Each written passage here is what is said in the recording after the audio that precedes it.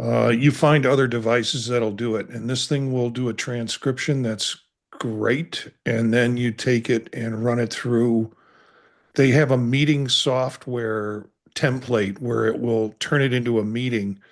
But what I do is I take the transcription and take the agenda that we have for the meeting, take the agenda where I've typed in a few notes on it, throw it all into Chat GPT and go create meeting minutes from this. Wow. And it does a remarkable job. It's just great. You got me Well, leaning more towards buying that sucker. I didn't do it yet. yeah. Well, Marty, if I remember the demo correctly, or maybe I'm just spaced out, but didn't I thought they told me that it not only did the transcript, but it also would do a summary of the transcript for you. Yeah. Now, it's on I guess within their ecosystem. But you can, yeah, I mean, you can take the transcript out. You can take the summary out. I take the transcript out, and then because it's got so much data in there that the summary doesn't have, that I can just throw it into Chat GPT. It reads my agenda. It reads the kind of notes that I put in the agenda, and it reads the transcript. It gets the extra data out of the transcript and turns it into a really functional meeting minute thing. It's really pretty amazing. Okay. Yeah, I was impressed. And the other thing that got me was that you buy the device, they give you 300 minutes a month. Yeah. Right. And I purchased wow. I purchased two devices because I wanted to try both form factors. Yeah. And when I loaded the second device to my account, my minutes went up to 1,200. So it was like I was paying for a $99 a year account for the 1,200 minutes. But since I bought a second device, it just gave me the 1,200 plus the extra templates. Wow. Wow. Now, I'm not telling my colleagues that I did that because there's one colleague that objects to being recorded or anything with AI. So, Oh. No, what he doesn't understand is he's already being recorded by AI when he steps out of the house. You know? Guy doesn't have the link. I sent it. As he checked under a mic. And look who has showed up. First off, Ben, how you doing? I was worried about you. You okay? I'm in an incredible amount of pain. Okay, well, sorry. Kelly, Yeah, I go to ortho tomorrow morning. Okay. Find out if they go snip snip on my shoulder. Oh. Thanks. Kelly, I'll fix my hair like yours. No, wait, I can't. So it's good to see you. How are you? Yeah, it's great to see you. I'm doing well. But normally we ended up with rehearsal on Thursday, so I don't get to hang out with you all as much. So Rehearsal for? Might need more game from you. for my Susie and the Banshees tribute band. Oh. The hell? David, what's the name of that mount? It's a Mag 2? Mag 2, yep. Because I'm not finding it in Kickstarter at all.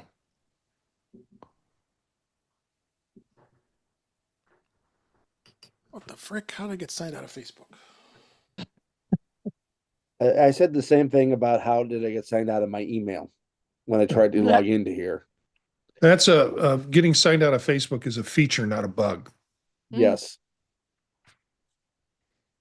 Marty, I think I'm putting it in the chat. I think that's what you're looking for. It's on Indiegogo. Oh, okay. Oh, it's Indiegogo. I'm sorry. That's right. I said Kickstarter. Because I'm using it now. All right. What is going on with the... It's like Pepsi versus Coke there.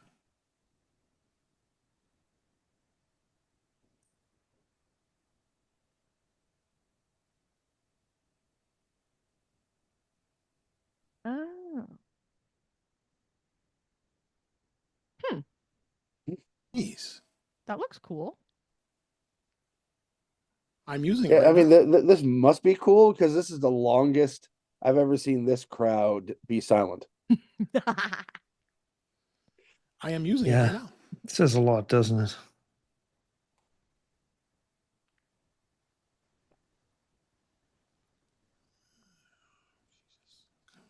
What's going on with these hoops That I looks have to cool. jump through here? Whoa. What all does it do if it's $100? It mounts. Sorry. Oh, it works with my Brio. Yep. It's working with my Link 2.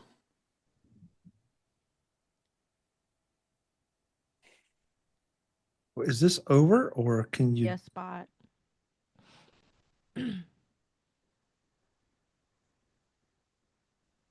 It says pick your perk, so it looks like it's still going on.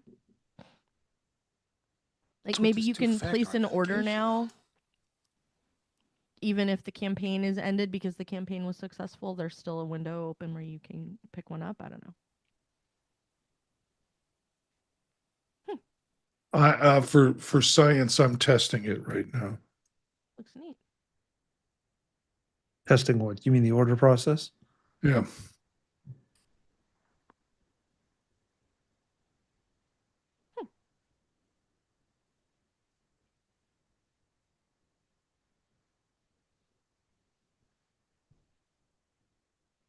Might need a little more gain from you, Kelly. Oh, okay. I had to take everything apart and rewire it like a couple of weeks ago, so No worries. I might have adjusted a knob poorly. There is Guy.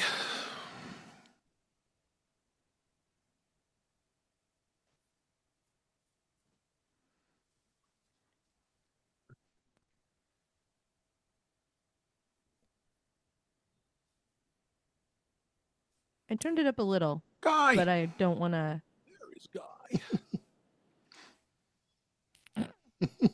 Chin lift. Chin lift. Can you guys How hear you me doing? up there? Little more What? gain. A little more? Who? What? How about now? Better. His lips are moving, but I can't hear anything. Don't wanna... So that's You- like the best way to Lucky have you. Marty You- wins. You clearly need a new mic. Yeah, Or right. 20. It's the Earthworks ethos. Little more gain. What? Really? Yeah. Nice. They're I here. was using this Earthworks. one, which His is the lips are Lewitt moving, but I can't 440 hear anything. Pure. So that's like the best way to Lucky have it. you. My Marty. hearing back to me here. You clearly need a new mic. I think that's coming from Guy. Yeah, it is. Oh Hold yeah, on. we're hearing your sound back. Really? Yeah. Okay. Let's see if it worked. Sounds good. And it's 1, 2, 3. What are we fighting for? Look back, look I back. don't give a damn. Next stop is Vietnam. And it's 5, 6, 7. Open up the pearly gates. Well, there ain't no time to wonder why. Whoopee, we're all gonna die. Hey, Cletus. Glad you're here. All right, let's go ahead and get started. Got a great Might as well. panel tonight. Very happy. Well, if we have to. I like just chatting. I mean, we're all here. We might as well, right? Yeah. Might as well. Talk like Apple or Okay. something. Here we Cletus, go. what do you want us to talk about? I might have an agenda. The right Oh, answer wow. is Susie and the Banshees. Yes. I'll have to I send heard the you link say 'cause that you- earlier. I was not even aware that Susie and the Banshees was like a tribute band thing. I made it one. Okay, well, So- good. We saw a band called Eagle Mania last month at the Birchmere. Obviously, they sing Eagles songs. I know, shocker. And I'm actually there's another group coming up that does. It's a Crosby, Stills, Nash and Young tribute band. So I wouldn't mind seeing that. It's weird, you know. All the concerts I go to now are like tribute bands from bands that I listened to in the 60s and 70s. Well, yeah, because all the new music sucks. It kind of does. Pretty much. It Yep. does. And what, that's the thing. What does that tell you about the current state of music in spite of how great they tell you it is? Well, I mean, it's selling a lot. Or, sorry, there's a lot of people listening to it. There's not a whole lot of sales going on. Fair. Unless right. unless you're Brittany Fallback Spears, comma, what's her name that is always with the Kansas City Chiefs? Oh, Taylor Swift. Taylor Swift. Taylor Swift, that was it. I was going to say admire her Caitlin business Clark, strategy. who is a Cannot Chiefs listen to fan. her music. Caitlin Clark. Yeah. Well, yay. They're pals now. All right, let's Yeah. go. I'm ready. All right. Dave doesn't want us to play around anymore. We're playing, but This think week we should- on In Touch with Taylor Swift. We No. should just- Oh God, no. no. There she is. My wife be listening right away. Are they playing football? No. Yeah. Taylor's just watching. All right, here we go. In 5, 4, 3, 2.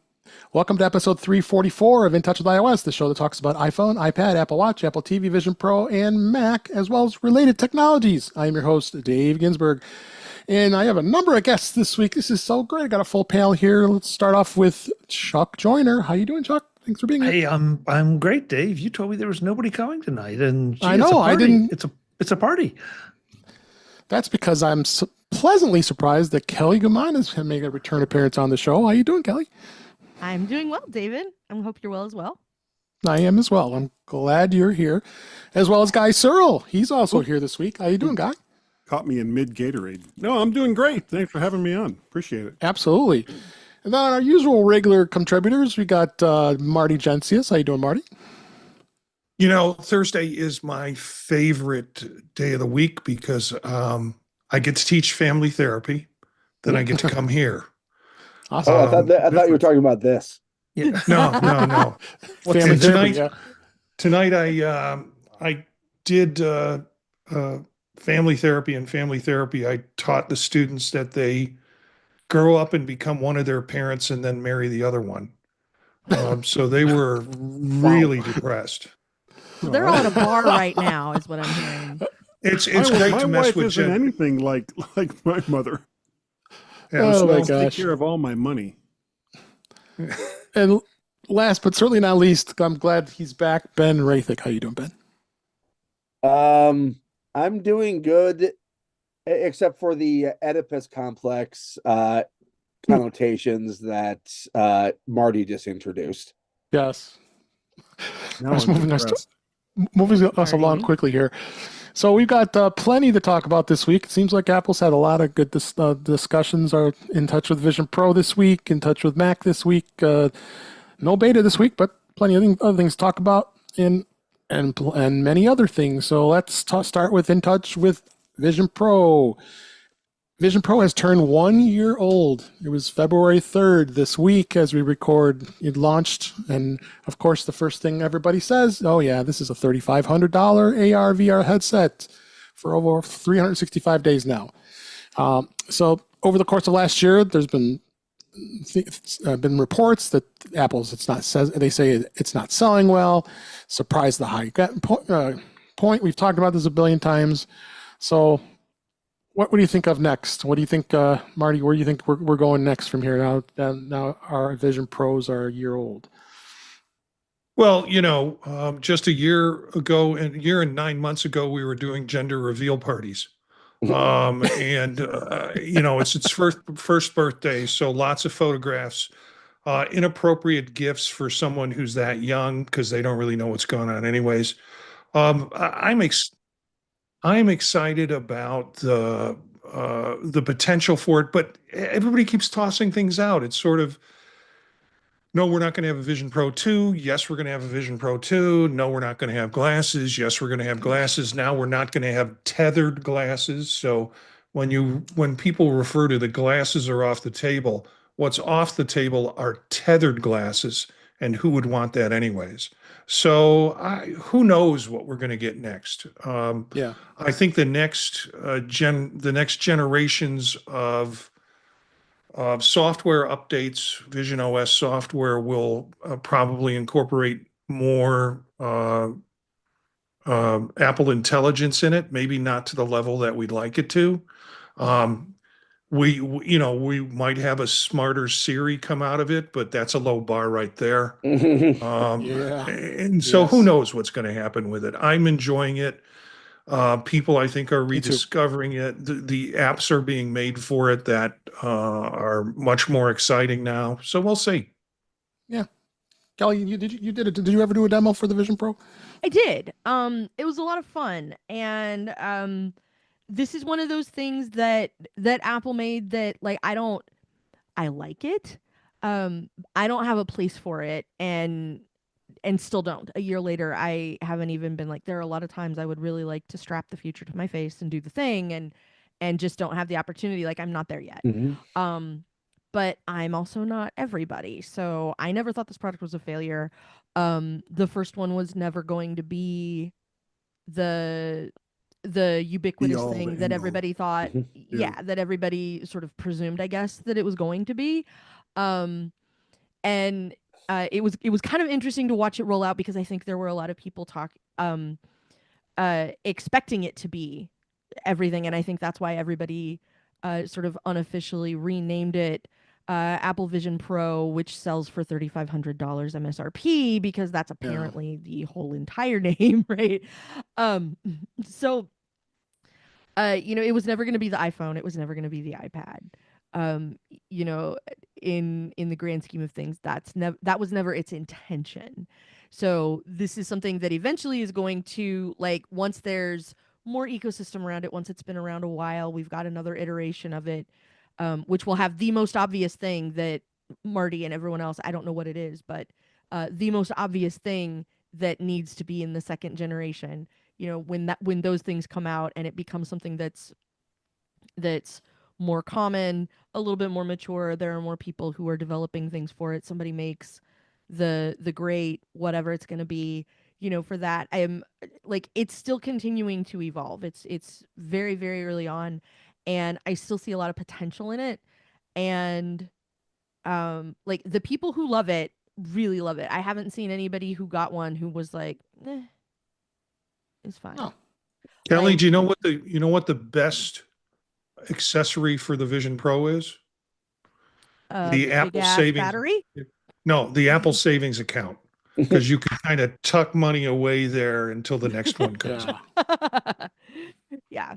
Well, I mean, I've been joking for more than a year now because it was announced well before anybody was able to get their hands on one. Yeah, I'm not interested in the Apple Vision Pro. I'm interested in the Apple Vision Air, the Apple Vision SE, like one of those. I'll have one of those.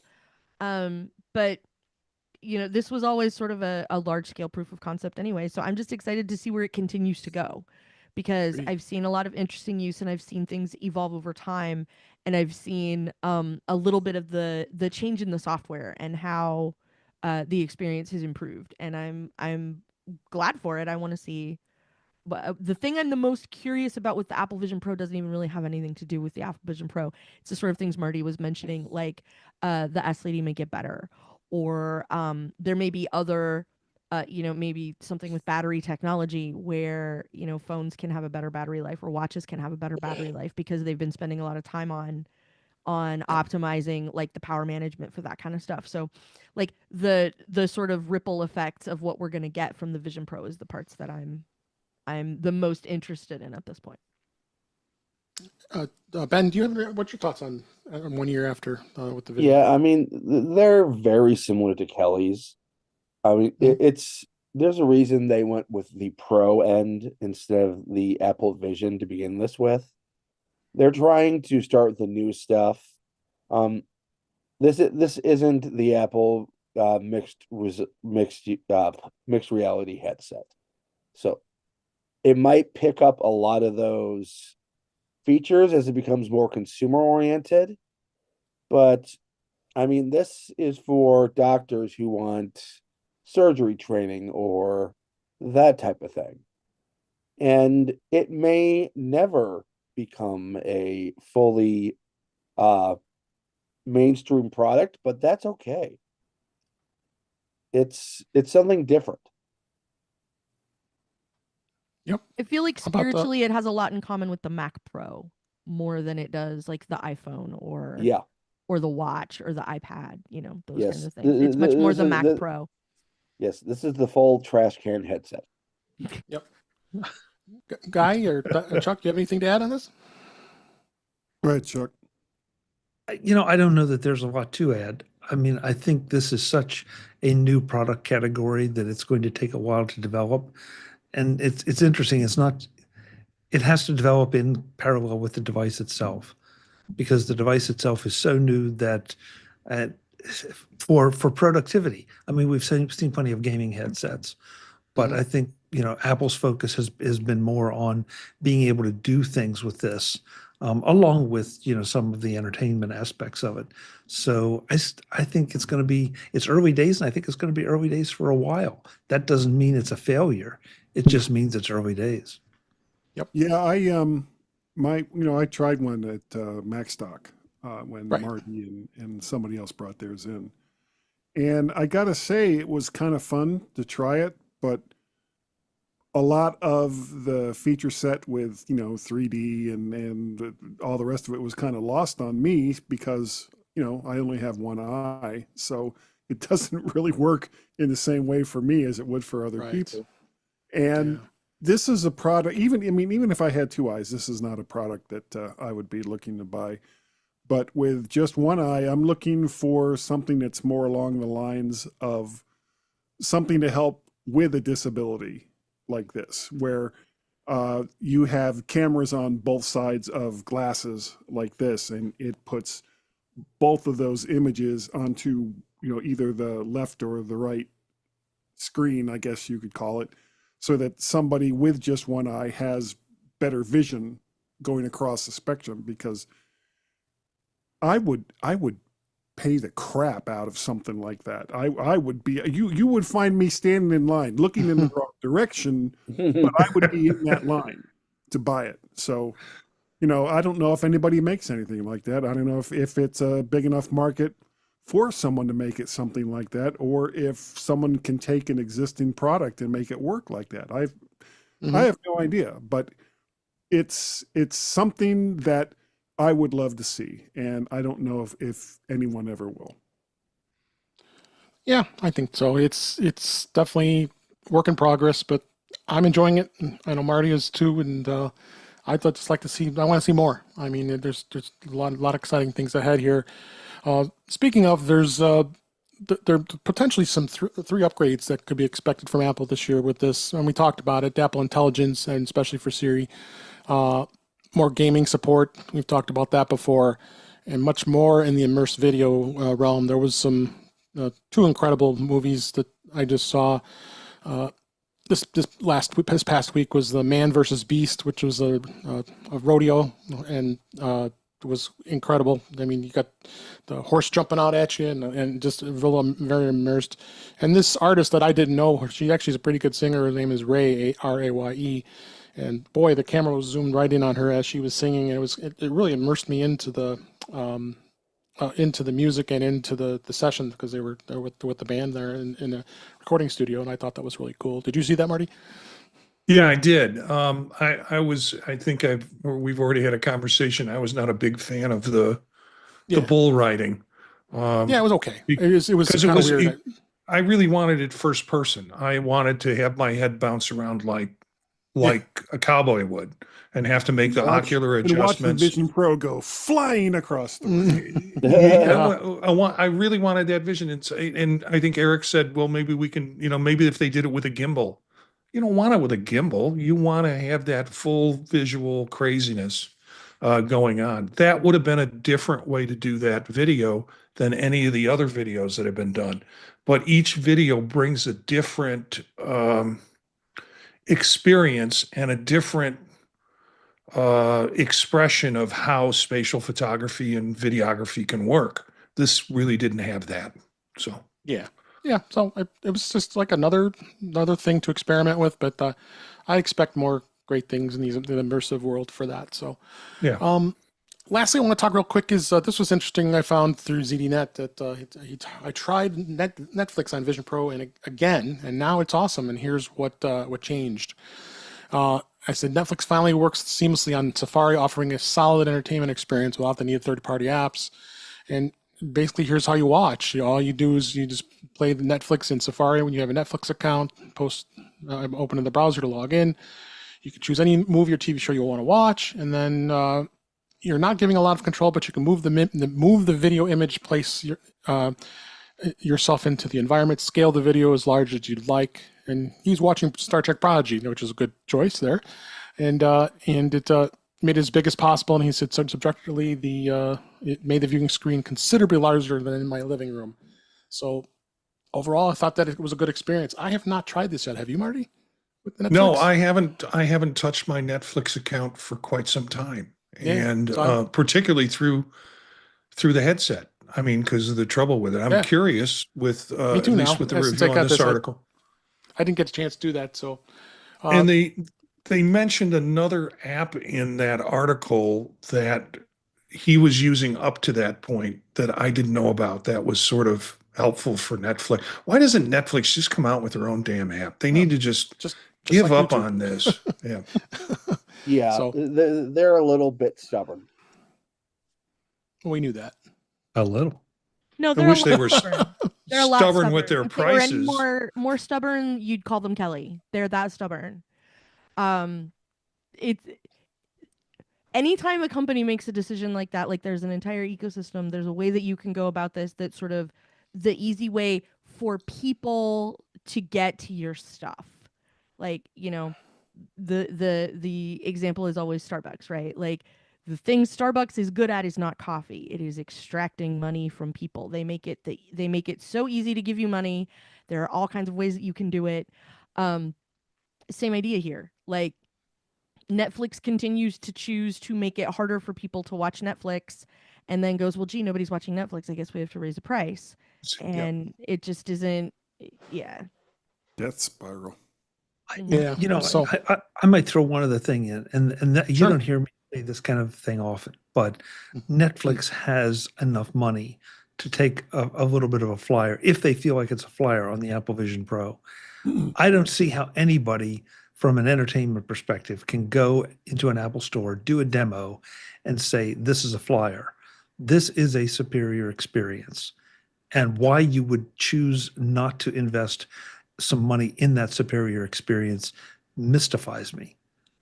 Because I don't know that Netflix is the killer app that will bring a massive amount of people to the Apple Vision Pro, but it sure would incent a lot of people to do so and support Netflix. Yeah.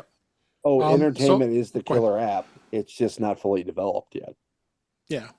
It's a good bit of ways to go. The app that was mentioned in the article, it was called Supercut, a streaming hub, and it does work with both Netflix and Amazon Prime Video. It's $4.99 if you wanted to try that out on your Vision Pro. So it's again, they got a bit of a ways to go when it comes to a lot of these apps. We've been trying a number of them, but some are pretty good, some are not so good, but it's getting there. Well, and Netflix is one of the ones that you can't hook up to the TV app on the Apple TV, right? Where like it shows you all your stuff down the side, and Netflix is not one of them. So, yeah, hence why I don't watch it. And I don't watch as much Netflix because it's not sitting there in the sidebar staring at me. I mean, it's why Apple made their app available for all the smart TVs. It's like it's better to have more eyeballs than no question. More give importantly, up part of the pie to get more eyeballs on your product. I understand I'm not the only game in town, full stop. And I feel like somebody at Netflix has yet to internalize this information. The part that confuses me is Netflix has tiers in terms of streaming level, and I think they have a 4K tier. It's like if you've got people running on a lower tier and they have an Apple Vision Pro headset, they're going to want to bump it up to the 4K if they're going to watch Netflix. So it's not only having it on more places, but having it on devices that can fully utilize the streaming capabilities that your highest tier pays for. Great point, Marty. Very good point. So, all right, let's go and move on away from Vision Pro here. Beta this week. Well, there is no beta at the moment. We're waiting for iOS 18.4. and it's anticipated it may come out next week. We don't know as of yet, but for right now, already iOS 18.3.1, an update is coming soon just for iPhone. It's been found that there's some internal testing going on for iPhones, and seeing upcoming OS versions. It could be just a minor upgrade. Usually that's the case if it's a .1 update, probably some software bugs and security vulnerabilities. There was quite a few security vulnerabilities in 18.3, so maybe they found a few others. So we don't know just yet, but we will find out. And when it comes out, I always recommend making sure you do that update. And then there was a special new version of iOS 18.3 for the iPhone 11. Apple did release a version specifically for the iPhone 11 and 11 Pro and 11 Pro Max. It's got a different build number. It's just the main features were Apple Intelligence and related, including the visual intelligence. And of course, those iPhones do not support that.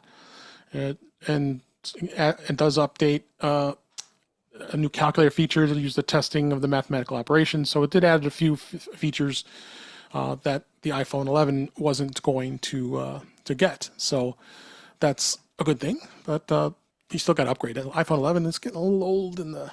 Yeah, don't those open up like those Star Trek communicators? Yeah. Hey, remember when we had those Star Trek communicators? So my work iPhone is an iPhone 11. It's a red phone. okay, as long as it And works. Mostly it's fine. Yeah. When you pick it up and it's like cobwebs. Everybody humor her. Yeah. It's not out fine, of guy. date, It's Yes. fine. Great. Everybody. My phone is humor fine. her.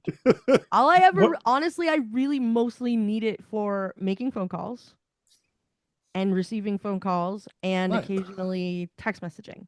Yeah, It's my wife mostly is still on an my SE2. computer when I'm not at my desk. So She won't give up her SE2. I keep saying, let me get you a new phone. And she's like, no, I Well, like this one. It's like, okay. So funny you say that, guy, because Uh-oh. the iPhone SE4 possibly is launching as soon as next week, according to Mark Bloomberg and Mark Gurman and Bloomberg. They're not expected to hold an event, and they'll probably just instead unveil it the device through a press release.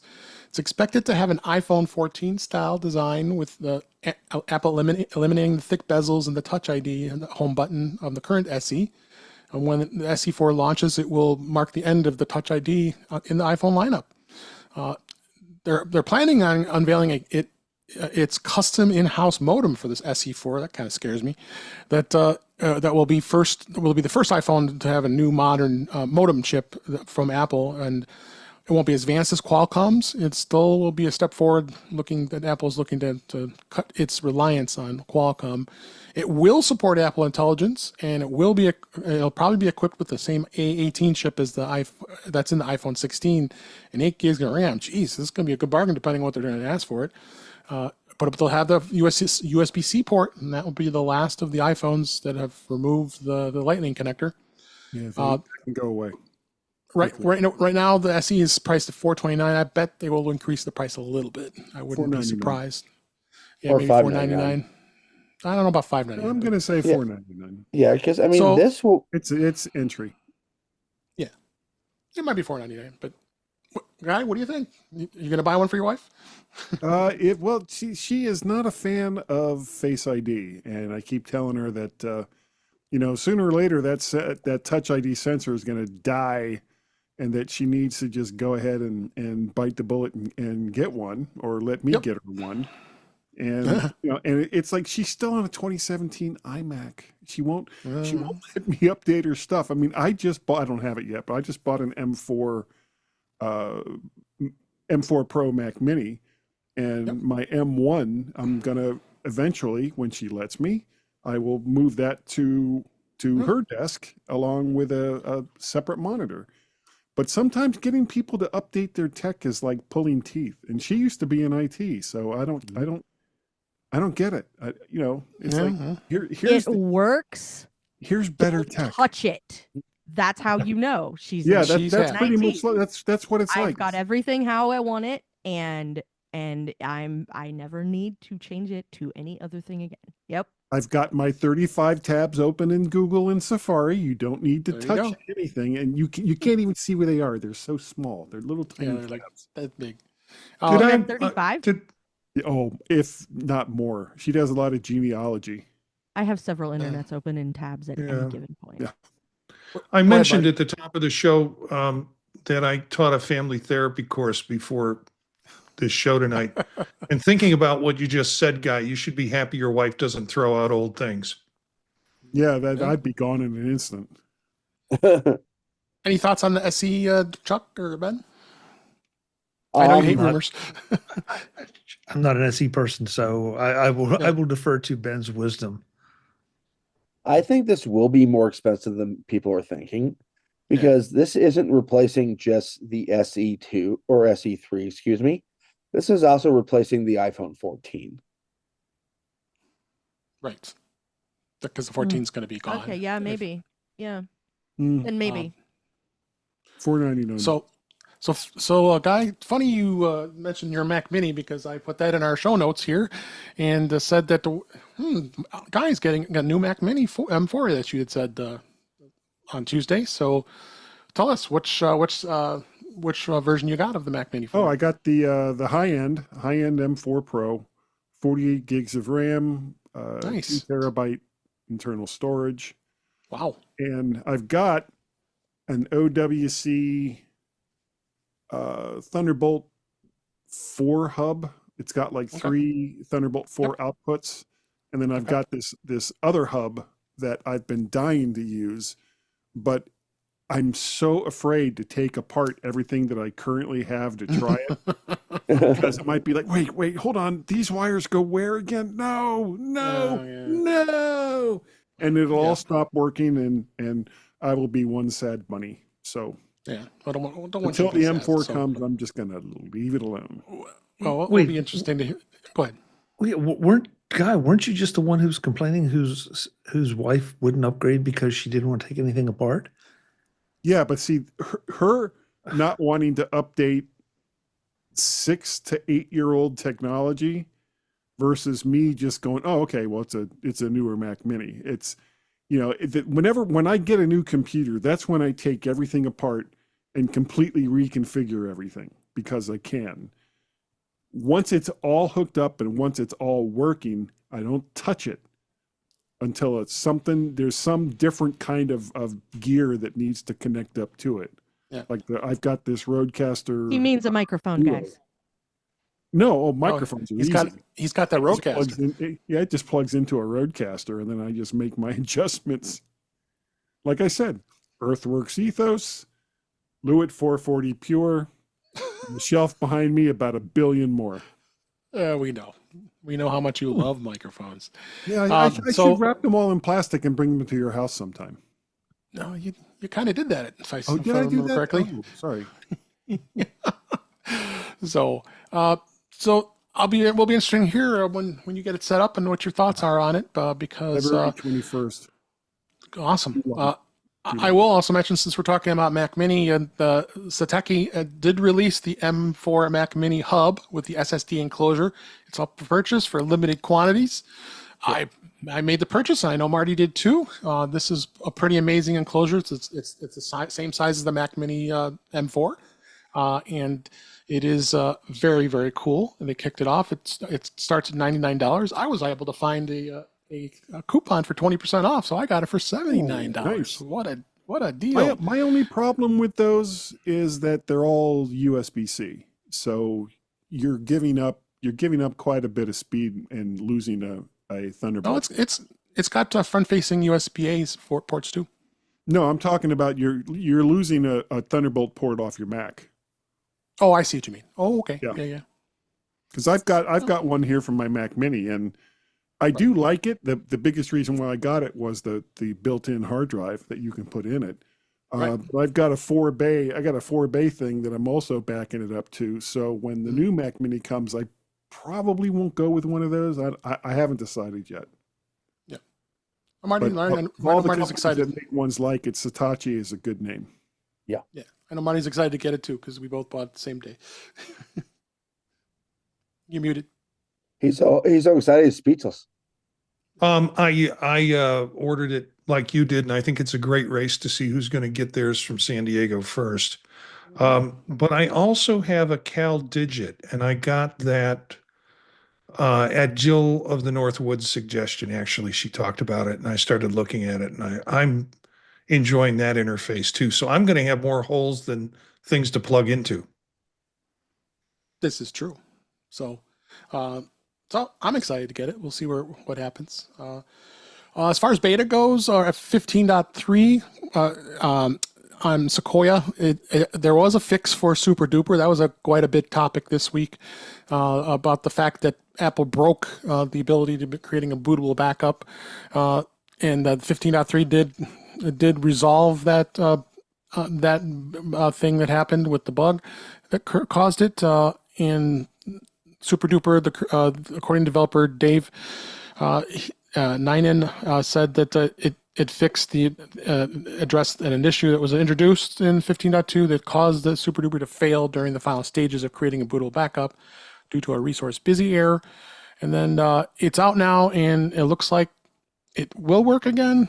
But I know we had a bit of a debate on this on Mac Voices, but of bootable disks. But nice to see that Apple did fix it. But there's no mention of carbon copy cloner because I use that. But I've kind of given up on bootable backups ever since it was not working at the beginning. So, Kelly, what's your thoughts? I have been trying to let go of the bootable backup. I always really liked having an exact copy. But now that the system is a little more read-only and all of the stuff that you're actually doing is living in a different partition, I feel a little better about, I just have to reinstall the operating system and it's not a big deal because I'm not losing anything when I do that. But it's a hard habit. I'm sure all of us have had the Super Duper carbon copy clone or whatever, just so that we could do exactly this and have an exact copy of your hard drive, because you could use target disk mode, and that's a thing that also has kind of gone away over time with the recovery volume and all of that. So this actually was one that didn't affect me because I do make an occasional bootable backup, but it's not very often. So I haven't bumped up against this in this particular bug yet. But mostly I've been trying to just be good with, I have the carbon copy cloner backup and I have a time machine backup, and then I have my cloud backup that takes it somewhere else, and that's all fine, so that I have all my stuff on all my stuff and I've got it backed up the way I need it to. So I've been trying to be less attached to that exact copy because it doesn't do me any, it doesn't really do me any good for anything. It's hard to boot from that bootable backup if you have a machine where that's what needs to happen. So yeah, what do you think, Ben? I'd like to hear your thoughts on this. Well, I mean, I'm not entirely buying that this was a bug. Okay. But I think it's one of those things where Apple did miscalculate how much people were still calling for it. Mm-hmm. And, well, they heard it enough where they fixed it as quickly as they could. Yep. There are always going to be, there are always going to be the people who have their Super Duper or carbon copy cloner backups. And, it's just another method of backing up. Just the same as Backblaze or your, God, I have my brain is completely blanking on Apple's little service there. Time machine.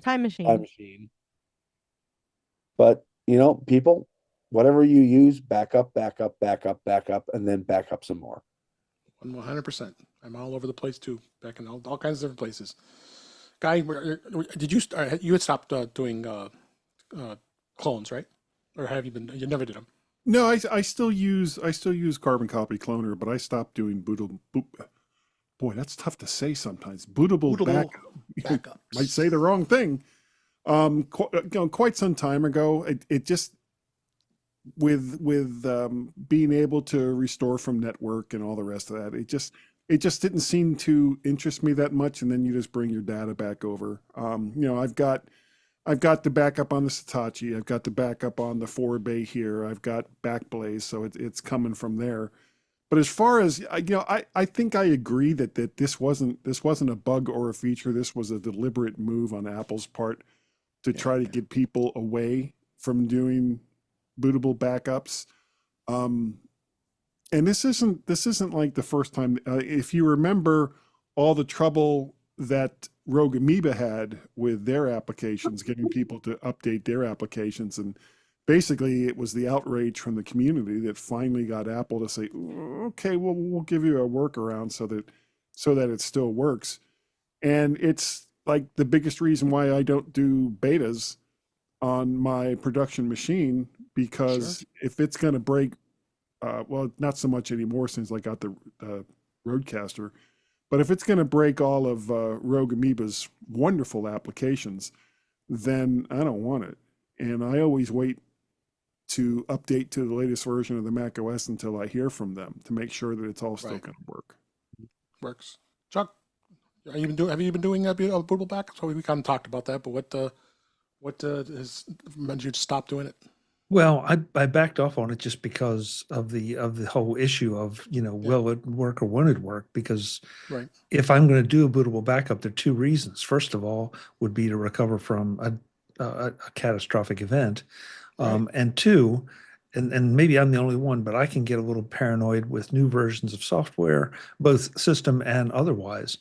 And so I liked in the past to boot into a bootable backup that was a current bootable backup, and then do the installations and mess around in there. And if it didn't work out, I just unplug it, boot back up to my old system, and go.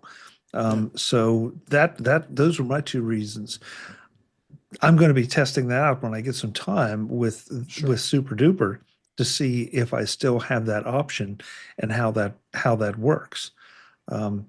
Because I still would love to have the bootable backup that I could take and stick in a new machine. But that seems to be something that is completely deprecated, if I understand correctly, by Apple, that the bootable, even if it's a bootable backup, it would only be on the machine that created it. So, that at least that gives me back one of my use cases for a bootable backup. And, the other thing too was, before SSDs came down in price, having a full-size bootable backup disk was not inexpensive. Now it's something down that you can pretty easily do that. So the jury's still out for me. I mean, I respect the idea, and I definitely want a regular backup in case of a catastrophic event. But I still want to play with the bootable backups and see what I can make work and what won't. Yeah, I may revisit it. So, last word for Marty on this. I used to do bootable backups, and I kind of did them because everybody said you need to do them. And I would do them on a fairly regular basis, not as much as I should have, but more than most folks, and never had to use them.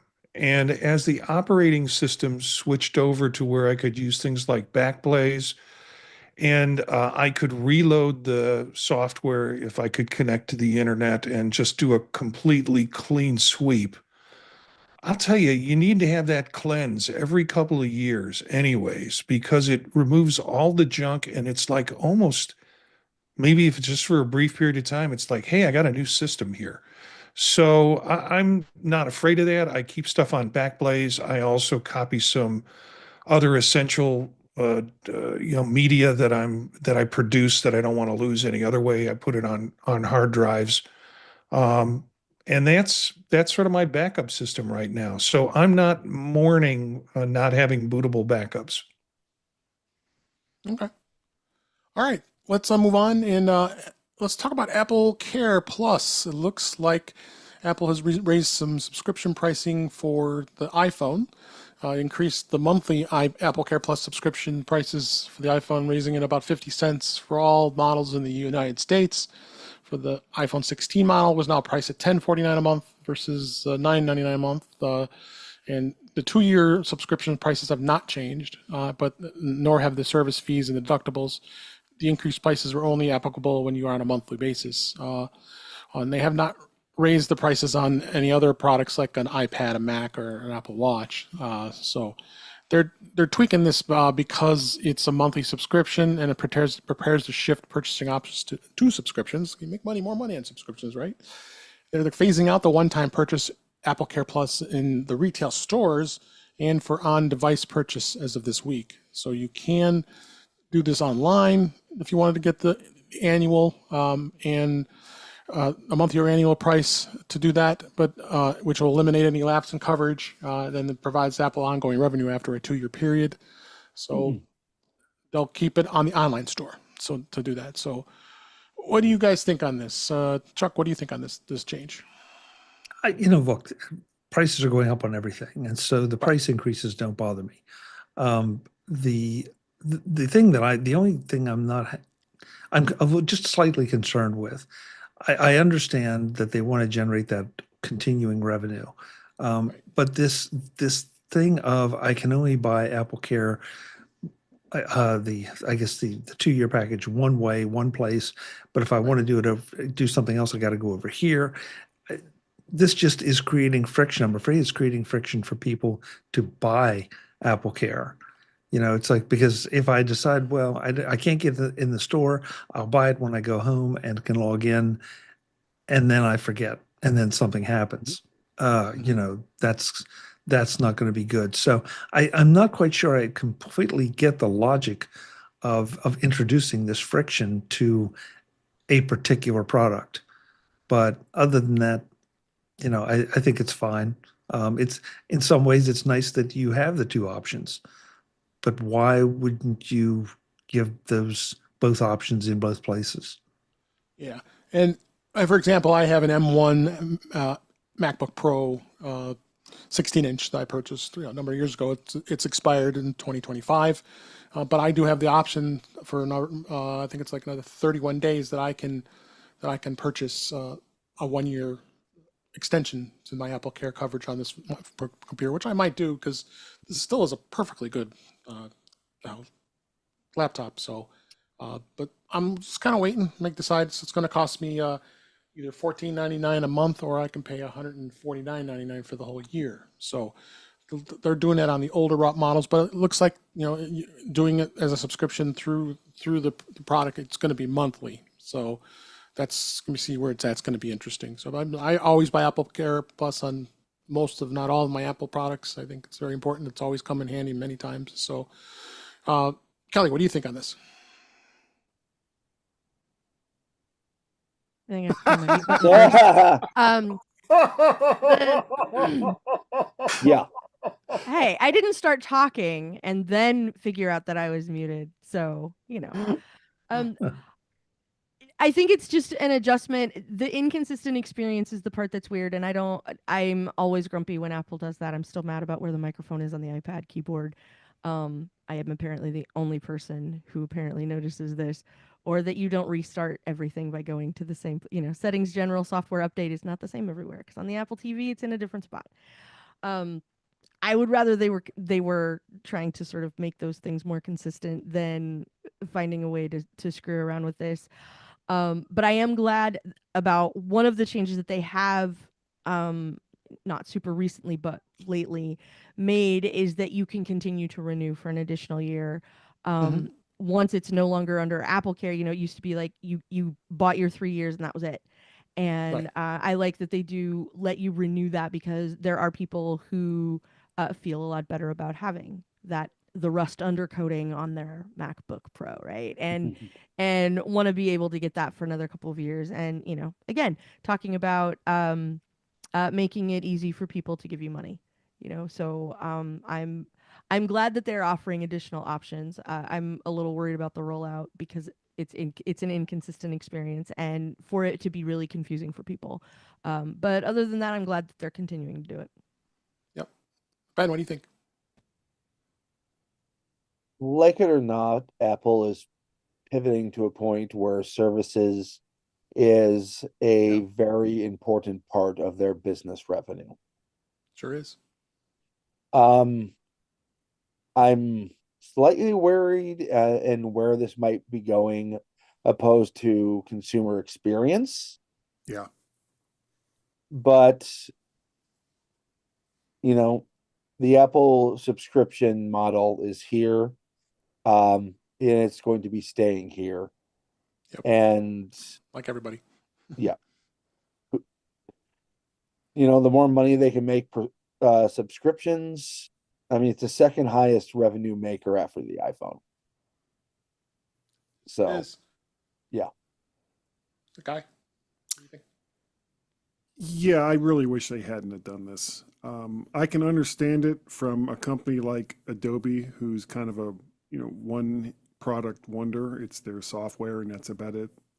I can sort of understand it with Microsoft because they have Windows and they have Office and a sprinkling of other little things all around, but really nothing that's significant. Right. Apple, on the other hand, has 5 or 6 revenue streams that make them quite a bit of money. So why, I mean, certainly offer it, but why take the other option away for people who like, okay, I don't want to think about it for a year, one and done, here's my money, and protect my machine for the next year.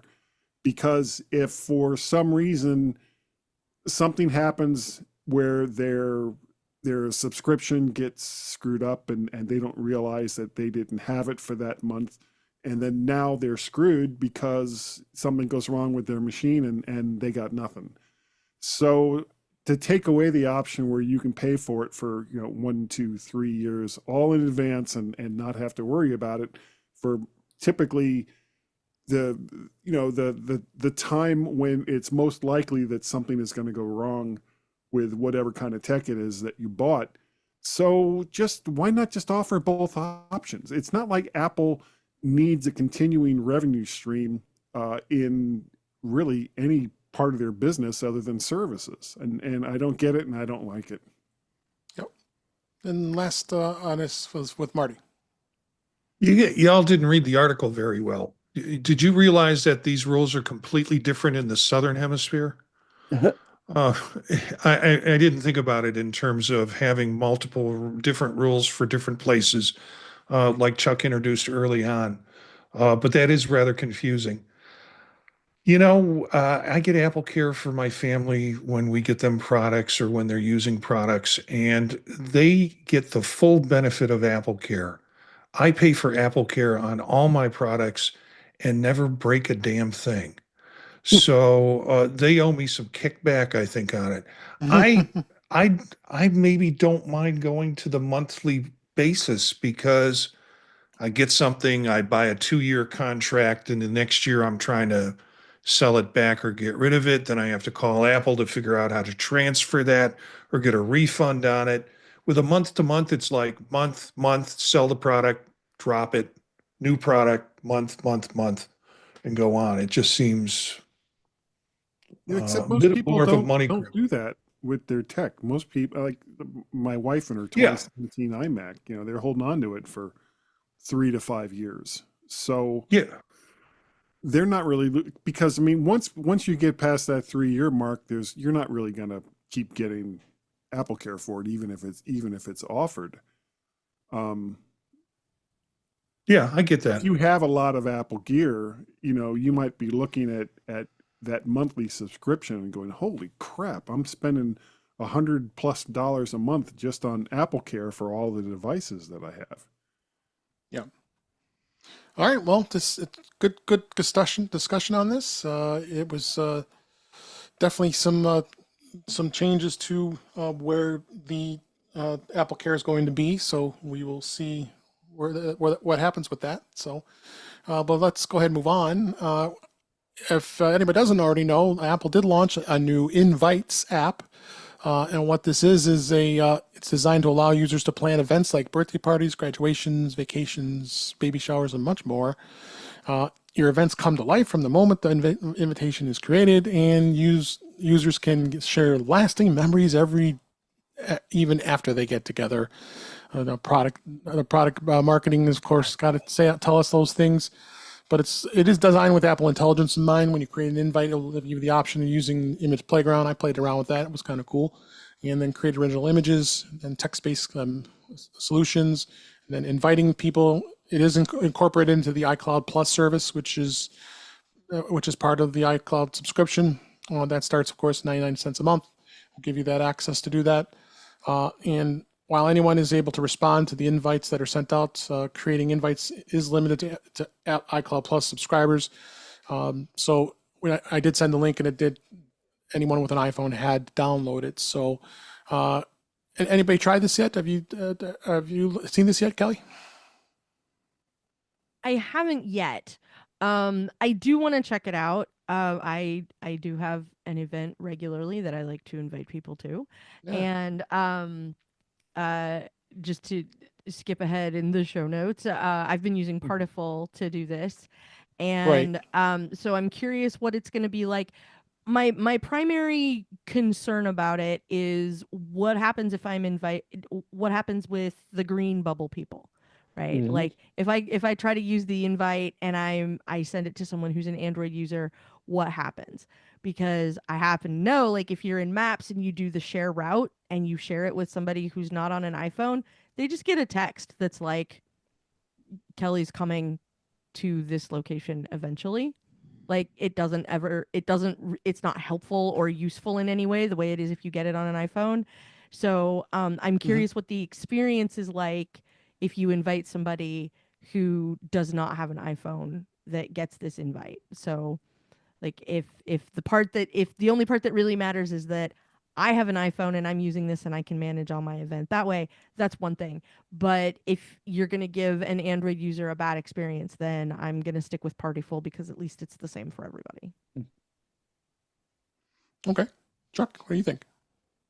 I need more time to digest this, and like Kelly, I want to find out a little bit more about the cross-platform part. I can see this as being extremely useful, especially with some of the things, and I know there's another article you're going to get to here with some of the other features that were not well publicized at first. I, I like the idea. I mean, there are a few parts of it that are just like, okay, fine. I can create some, image playground image. That's great. Some of the other more interactive aspects of it, I really like, but I would want to make sure that if I were going to implement this for anything other than just casual, friend get-togethers, because frankly, I'm looking at it as the next step, would be for something challenging, something like Eventbrite, where you want to see some revenue, there's some revenue. If they Yeah. could do some of this cross-platform and put some of these features in, I'm not as worried about Partyful as I am, not worried, but I'm looking beyond Partyful because that feels, with no disrespect intended, just a little fluffy. But if they could turn this into a business invitation tool, I think that it could change a whole lot of things. Ben, what do you think? Have you tried it? I haven't. I mean, truth be told, I don't think I'm exactly the target audience for this type of app. Sure. Sure. And honestly, because of the whole green bubble people thing, most of the time when I'm going to create a map, my brain isn't working, an event, it's probably going to be within Facebook. But I mean, I do see, for the same people that will use Genmoji and all that type of stuff, this does really up the presentation when it comes to invites. Great. Marty, have you tried it? I tried it, and I can tell you what happens to the green bubble people. Yep. They respond to my invitation. It's the Apple people I send it to who don't respond to my invitation. And screw them. I was going to give them great party favors, but they're not coming. It is pretty impressive. I'd like to say it finally, using it, I finally found a reason to use Playground. I had no other reason to use it before then. And it was kind of fun to create the image that I wanted with all the stuff I wanted to put in it, and have that come out. And it did. I sent it to about 6 people. two of them being Android folks and husband and wife. And the husband responded to me saying, "Yeah, we'll be there," in a text message. He didn't use the invitation to do it. He just texted me back. And when I went to look at what he got when I sent him the invitation, gave me a little viewing window with a movie arrow on it, and I clicked on the movie arrow, and it just kind of opened up the image. I don't think anything beyond that was usable, but it was the invitation for them to use. So there's going to be that green bubble, blue bubble thing with it, but at least the green bubble people answer your invitations. Yeah. I'll go over real quickly what the 5 features that Apple missed talking about it. You're able to quickly recreate event invites. You can customize your notifications. There's privacy features for the events, which are like requiring approval for RSVPs before they're confirmed. Hide key details until guests are confirmed, such as location, guest list, and event background image and more. And creating one-time use invites personalized for specific guests, or a generic link that works for anyone. Special guest permissions, as you might expect, because it's privacy, that they get their own special invite, and then you can draft in advance and then save your work, which is another cool thing that you can do. So I guess the jury's out on it still. It's only been out for a few days. Of course, they've already sent out an update to it, so the app has been updated. So it's definitely something that is going to continue to be updated, I'm sure. And like you said, we have an article in the show notes about how it works on Android. It looks like it goes web-based, so it kind of works, but it's not going to go into the invites app like the iPhone users are going to be able to use as well. So with that, let's go on and move on to some of the news for this week. First one was Apple Music. Apple Music is now offering a 6-month trial for just $2.99 through the end of February. It's through the 27th of February, 2025. New and eligible subscribers in the U.S. can try out Apple Music for 6 months, just for that single $3 payment. Beyond first-time subscribers, Apple does not explain who is quote-unquote eligible for this offer. If you've subscribed to Apple Music in the past, you can go and see what the offer page, if you're qualified, if you've not been a subscriber. So I think this is interesting because I think it's in conjunction with the Kendrick Lamar going to be performing at halftime in the Super Bowl for Apple Music, who is sponsoring it. So I'm pretty sure that's a good motivating factor for them to do that to generate some more interest. I wonder if Drake will be there. You might. Send him an invite.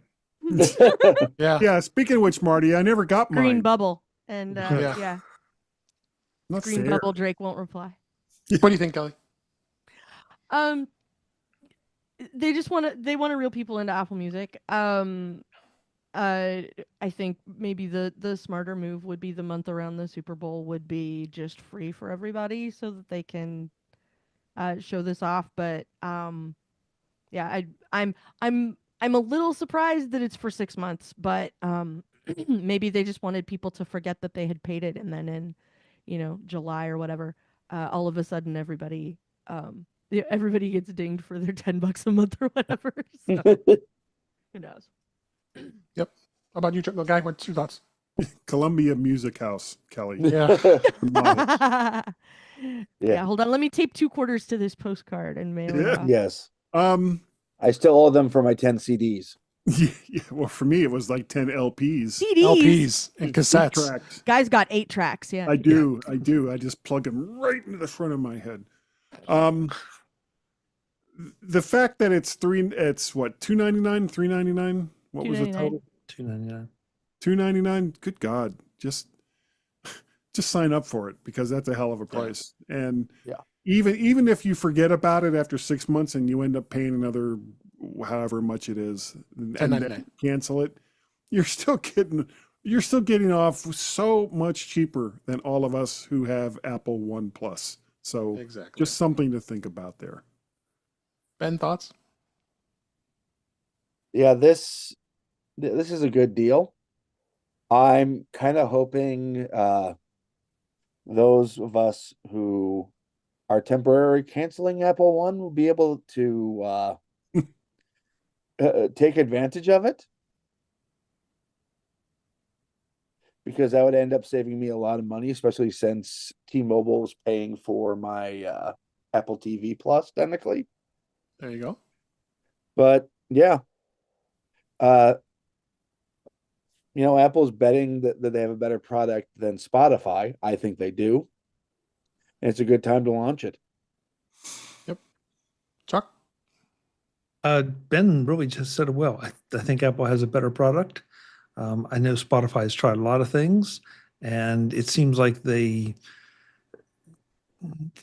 execute okay on a lot of them, but they're also some of them that just they feel like attempts at value add or the kind of value adds that really nobody cares about, or they aren't delivering really what they should. So, um, and Apple is combating Spotify on in so many areas. I think this is great. It ties in with the Super Bowl well, and whoever said it, I think it was Guy, for $3, why wouldn't you sign up Yeah. and get a taste of it and see how the other half lives? I think you'll like it. Yeah, I wonder who will run out of money first, Spotify or Apple? I don't think it's Apple. All right, a couple more stories before we wrap up. Ted Lasso, season 4, to focus on the formation of AFC Richmond's women's team. The popular Apple TV Plus series Ted Lasso is expected to return for a 4th season that primarily revolves around that AFC Richmond's women's team. Rumors surrounding the alleged 4th season hit the sports comedy have emerged. And following claims that the filming is entered into pre-production in January of 2025, we have now more details. According to a social media post by Sigmund Judge, the 4th season will focus on the formation of that team, and rather than the men's team, feature some previous seasons. And they're planning on beginning filming of that series in May or June of 2025 in London. So, it's been since 2022 when the 3rd season ended. It's been a long time. I'm definitely hoping and praying that this is going to happen, right, Kelly? I am so excited. Me too. I cannot wait for this. It, to the best of my knowledge, and I haven't spent a ton of time on it, but a lot of the people who were involved in creating the first 3 seasons of the show are the people that are involved with this season, and so it's gonna have, if we've got a lot of the same creative behind it, then it's going to be in a similar vein, in a similar fashion. And with those, then it's going to be more of the same. It's going to be exactly what I said on a number of podcasts about the end of the 3rd season, which was getting to go back to that world is going to be great. It doesn't necessarily need Ted, because all of those other characters were really interesting and fun to hang out with, and it'll be great to see. It'll be great to see what they're up to now. That was one of the things I always really liked about that show, is you could pick someone who had the least amount of lines, and that character is probably more interesting and well developed than sometimes the character a show is named after in some instances. So getting to go back and check in with all those folks again, and also just sort of on the meta level, knowing how much they all enjoyed working together, and how they all talked about what a great experience it had been, and what fun it was, and how much they enjoyed it. I'm sort of excited for them to get to kind of go back and hang out with all their friends again, and get to do more of this, and I'm really excited to see it. Great. Chuck, you have thoughts? Yeah, I'm scared. I'm scared because Ted Lasso was such a great series. It had great characters. It had so many great characters. And when I found out about this, the little bit that seems to be known, I'm with Kelly about the creative team. So that's a pro. I'm a little concerned about having to redevelop a whole new set of characters with, maybe only a few carryovers or a few cameos. I can think of a few spin-offs, that have happened in the past that died horrible deaths because of that. And so I really want this to succeed. I hope it succeeds. I'm rooting for it. I will be watching it. I just am concerned. Yeah. Now, this could be great. This could also be Coach, the Orlando expansion years. or Scrubs in the teaching hospital. Yeah. Mm. Yeah, that was rough. I would like to think that Bill Lawrence learned some lessons from that final season of Scrubs, and maybe that's not what's going to happen to Ted Lasso. Let's hope not. I think like Chuck, like you, like I'm worried about, having to like reinvent the wheel for this, for, especially for people, how do they draw walk the line between people who perhaps have the entire first season of this show memorized, and I don't know who any of those people would be, or people who have never heard about it and are coming in on it, just at this season. So I'm hopeful that it ends up doing really well. And given the people that are probably going to be the same, my concern that Ted Lasso is not part of the show that is named Ted Lasso is way down the list of things that I'm worried about. Like, I know that they built the show around him, but I also don't think that the absence of Ted, or maybe his mustache, but not Ted himself, isn't going to be a huge impact on the show. I don't think. Yeah. So, because of how well they built, the infrastructure, the world, the club, the people around it, the other owners, the other teams, all those kinds of things. Like none of, as far as we know, none of that stuff has changed. And so as long as we're just going back to the same place and we're getting a different team, then I'm more optimistic about it. Yeah, I I mean, think and they could all.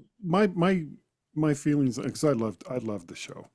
I was kind of disappointed that they didn't continue it without him and just at least have at least one season after he had left to see how the team did after that. But as far as the new show goes, I guess what I'm kind of wondering is he going to have the same office with the great big glass window that sees into the locker room, or is that going to have to change a little bit? Well, it depends who the coach is. Yeah, but if it's Ted Lasso, Ted went home. He's not gonna. I don't even think it's gonna be called Ted Lasso. It's probably just gonna be, Richmond FC or something. And Yeah, that's what we get, Richmond FC women's. Yeah. I mean, they might do the Knives Out thing where they add like a Ted Lasso series or something to the end. But yeah. All right. Last word from Marty. Loved it when the show came out. Watched it religiously. Did not binge watch it. Wanted to, have it revealed to me over a period of time. My concern is at this point it might be short attention span theater for me. I can't remember a lot about the series, and that's maybe my memory or the way I encoded it, but I'm going to have to go back and watch it to remember to fully appreciate the nuances of the next season. My fear is I'll do that and go, I don't know if I want to spend another season with this. So we'll see.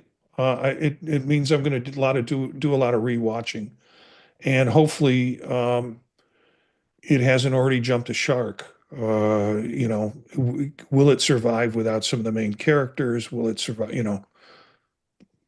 It'll be on an individual basis. There'll be people who love it till it dies, and there'll be folks who won't even get back on the horse. personally, I'm just waiting for the inevitable crossover with the Buffy reboot. With what? Yeah. Buffy reboot. All right, that was a great show. Really appreciate you all being here this week. We had a great panel here this week, as well as great people in the chat and on youtube.com/intouchwithios. Let's go ahead and wrap up this week. That's a wrap for this week. Please send your comments, questions, and suggestions to our email address, which is feedback@intouchwithios.com. You can follow us on Mastodon or even Blue Sky at intouchwithios. Support the show by buying me a coffee, intouchwithios.com. We would /coffee. We really appreciate it. You can become a patron of the show by going to patreon.com/intouchwithios. We have 2 tiers available to support the show. We'd appreciate it. Make sure you like, share, subscribe when you're notified when we're live streaming, which is Thursday nights, 8 p.m. Eastern Time, 5 p.m. Pacific, on our YouTube channel, youtube.com/intouchwithios. Thanks to Cletus and Webb and others that were out there in the live chat. You can watch the live stream at that time, as well as you can watch the past live streams and listen to past shows. Visit In Touch with iOS magazine on Flipboard, where many of the topics are flipped into the magazine. The link is in our show notes. You can also subscribe to the show in all of your favorite podcatchers. But better yet, just go to our website, which is In Touch with iOS. com, where all the links to all the ways to listen to us are there. And I am Dave Ginsburg. You can find me on Blue Sky and Mastodon at DaveG65. Kelly Gamont, thank you so much for being here. Where can people find Thank you? you so much for having me. I'm always excited to be here.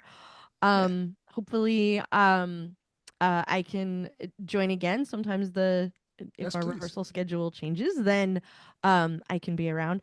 Um, you can generally find me on Mastodon. You can occasionally find me over on the Incomparable Network, where I also talk about things like the movie Saturday Night, or play a game show where we try to guess the answers that incomparable listeners give to things like Doctor Who related questions. You can sometimes find me over there on the game show or on the Football is Life podcast, since that's a good one to plug right now, where we went back through and watched. We did a rewatch of the first 2 seasons of Ted Lasso before the third season came out. And so I show up on a few of those, even hosted a couple. And you can find me on the after show at aftershowpodcast.com, brought to you by Weather Alibi, which is mostly just Mike Rose and I making up reasons to continue to chit chat with each other. And we record it and let other people listen to it too. And the rest of the time, you can find me playing Pokemon Go. Great. Thank you so much for being here, Kelly. We appreciate it. Oh, thanks for having me. Guy Searle, thank you Hey. for being here this week. I really appreciate it. Thanks So, for having me on. Of course, where can people find you? along with Gaz, I'm on the. Oh, I'm sorry. Did I? No, jump I was in just there? waving to Kelly. Oh, okay. Sorry. I'm on the mymac.com podcast. We just had our 1000th show a couple of weeks ago. And because I'm schizophrenic, you can find me on both X and Blue Sky as Mac Parrot. Pretty much that's it as far as social media goes. Don't have a whole lot of time to hit all the rest of them. There's just too many of them out there to deal with. So I just go, if I'm feeling righty, I'm on X. If I'm feeling lefty, I'm on Blue Sky. So that's how that works. All right. Good deal. Thanks for being here. Chuck Thank Joyner, you. thanks to you for being here. As always, we appreciate when you come on the show and you give us your wisdom. Where can people find you? I thought you said hug there for a minute. I did hug. No, I said wisdom. Wisdom? I didn't know I had any, but thank you for giving me the credit, Dave. MacVoices.com is where you can find me, and I'm Chuck Joyner on pretty much all the social media sites. We are in the midst of releasing our CES interviews, and boy, are there a lot of them, and boy, are they good. So please go check them out. Great. Thanks for being here. Ben Rathick, thank you for being here. Glad we were able to make it this week. Where can people find you? Well, you can find me on your social media of choice at Ben Rathig. You can find my writing and ravings at rathigtech.com. And you can also find me on such podcasts occasionally, such as Mac Voices Live with this Chuck Joyner guy. The British Tech Network, specifically the Mac and Big shows, and of course here on In Touch with iOS. All righty. Thanks so much, Ben. Last but certainly not least, Marty Gentius, I really appreciate you being here. Where can people find you? It's always fun. It's always good. Hey, I really like Chuck's. Is that a sweater or a pullover, Chuck? Yes. It's a Thank you. great color. Yeah. Yes, Thank you. yes, it is. It's not exactly it's not exactly a sweatshirt. It's not exactly a sweater. It's its own thing. Yes. But It's a thanks. Chuck Very shirt. cool. Yeah. Thank you. Gencius, Jencius at Blue Sky, never on Twitter.